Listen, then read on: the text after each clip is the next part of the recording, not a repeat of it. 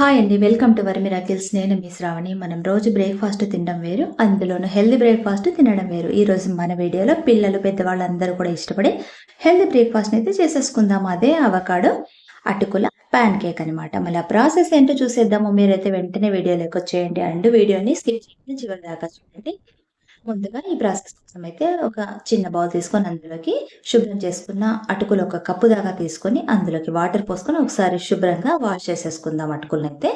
ఇప్పుడు ఈ వాటర్ని అయితే పక్కకు వంపేసుకుందాం. తర్వాత ఇందులోకి ఇవి మునిగేదాకా కూడా వాటర్ అనేది వేసుకొని ఒక హాఫ్ అన్ అవర్ పాటు పక్కన నానబెట్టి పెట్టేసుకుందాం.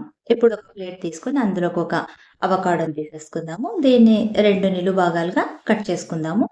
ఇది సాఫ్ట్గానే ఉంటుంది కాబట్టి దీన్ని కట్ చేయడం పెద్ద కష్టమేం కాదండి.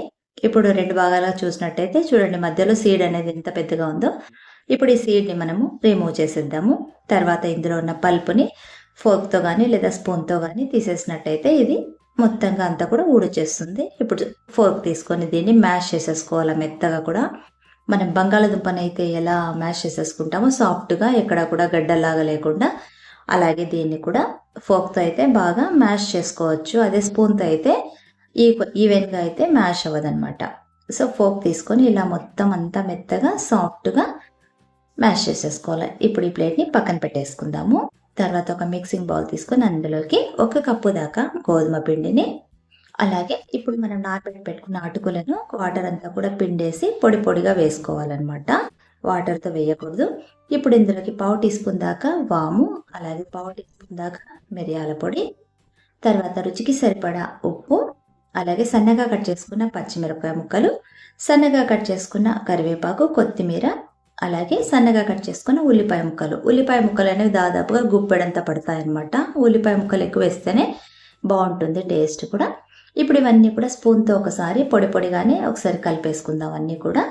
తర్వాత ఇందులోకి మనము మ్యాష్ చేసి పెట్టుకున్న అవకాడో పేస్ట్ని కూడా ఇందులోకి వేసేసుకుందాం. మొత్తంగా కూడా అంతా ట్రాన్స్ఫర్ చేసుకున్న తర్వాత ఇప్పుడు దీన్ని కూడా స్పూన్తో అయినా లేదంటే చేత్తో అయినా కూడా మనము కొద్దిగా లిటిల్ బిట్ వాటర్ అనేది చిలకరించుకుంటూ మనము కలిపేసుకోవాలన్నమాట. ఎక్కువ వాటర్ అనేది పట్టవు దీనికి. ఇప్పుడు ఆల్రెడీ ఇది వెట్టిగానే ఉంది కాబట్టి కొద్దిగా వాటర్ అనేది మనం చిలకరించుకుంటూ కలిపేసుకోవాలి. మరీ గట్టిగా కాకుండా పిండిని, మరీ అలానే స్టిక్కీగా కూడా కాకుండా కలిపేసుకోవాలన్నమాట. చూసారు కదా, అంతా కూడా ఇలా కలిపేసుకున్న తర్వాత పైన ఒక 2 స్పూన్స్ దాకా ఆయిల్ అనేది వేసి ఒకసారి ఈవెన్గా స్ప్రెడ్ చేసి ఒక 5 మినిట్స్ పాటు పక్కన పెట్టుకుందాము. ఇప్పుడు స్టవ్ వెలిగించుకొని స్టవ్ పైన దోశ తవా పెట్టుకొని దానిపైన ఒక 3-4 స్పూన్ల దాకా ఆయిల్ అనేది వేసుకొని ఇప్పుడు మనం చేసి పెట్టుకున్న ఈ మిశ్రమంని పల్చగా ప్యాన్ కేకులాగా ఒత్తేసుకుని తవా మీద మనం ఒక్కొక్కటి వేసుకోవాలన్నమాట. ఇవేమి విరిగిపోవడం అనేది ఏముండదు. కాకపోతే ఒక 20 సెకండ్స్ పాటు మనం మీడియం ఫ్లేమ్ మీద అయితే ఫ్రై అవ్వనివ్వాలి. 20-30 సెకండ్స్ తర్వాత మనము నెమ్మదిగా నెక్స్ట్ ఇంకొక వైపుకు ఫ్లిప్ చేసుకోవాలి. అప్పుడే ఇవి డ్యామేజ్ అవ్వకుండా నీట్గా వచ్చేస్తాయి అన్నమాట. రౌండ్గా షేప్స్ మనం ఎలా వేసేసింటే అలా. చూసారు కదా, మనము హై ఫ్లేమ్లో పెట్టినట్టయితే పైన మాడిపోతాయి, లోపలైతే అలాగే ఉంటుంది పచ్చిగా. అందుకోసమే మనము మీడియం టు లో ఫ్లేమ్లోనే చేసుకోవాలన్నమాట.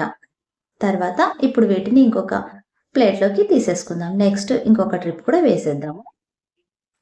మీకు ఇష్టమైతే ఇంకా కొంచెం పెద్ద సైజ్ కూడా వేసేసుకోవచ్చు.